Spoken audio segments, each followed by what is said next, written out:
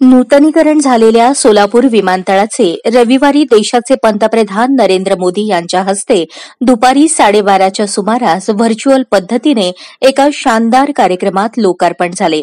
सोलापूर विमानतळावर ज्येष्ठ आमदार सुभाष देशमुख, जिल्हाधिकारी कुमार आशीर्वाद, महानगरपालिकेच्या आयुक्त शीतल तेली उगले, माजी खासदार डॉ जयसिद्धेश्वर स्वामी, वरिष्ठ अधिकारी प्रवीणसिंह परदेशी, जिल्हाधिकारी अमृत नाटेकर, सोलापूर विकास मंचचे केतन शहा, माजी आमदार नरसिंग मेंजी यांच्यासह सोलापुरातील व्यवसाय, उद्योजक, विविध क्षेत्रातील ठराविक मान्यवरांची उपस्थिती होती.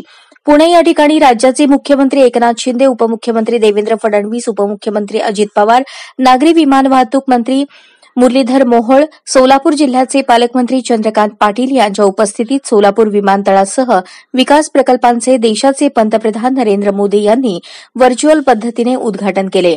उपस्थितांना मार्गदर्शन करताना पंतप्रधान मोदी यांनी भगवान विठ्ठलाच्या आशीर्वादाने त्यांच्या भक्तांना हा प्रेमळ उपहार मिळाला असे सांगितले.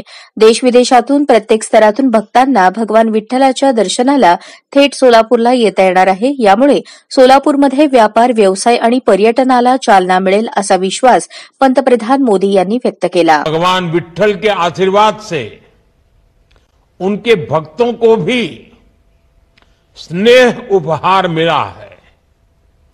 सोलापुर को सीधे एयर कनेक्टिविटी से जोड़ने के लिए एयरपोर्ट को अपग्रेड करने का काम पूरा कर लिया गया है. यहां के टर्मिनल बिल्डिंग की क्षमता बढ़ाई गई है. यात्रियों के लिए नई सुविधाएं तैयार की गई हैं.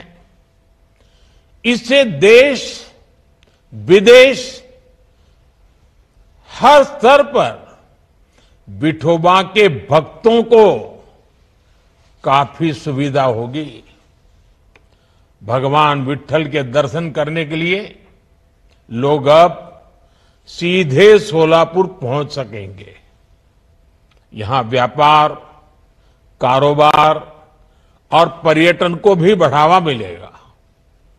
मैं महाराष्ट्र के लोगों को, आप सबको जिल्ह्यात एकूण 11 विधानसभा आमदार, 1 विधान परिषद सदस्य, 2 खासदार आहेत. त्यात प्रणिती शिंदे, धैर्यशील मोहिते पाटील हे 2 खासदार वगळता सर्व सत्तेतील आमदार आहेत. ते देखील अनुपस्थित असल्याने विविध चर्चांना उधाण आलंय.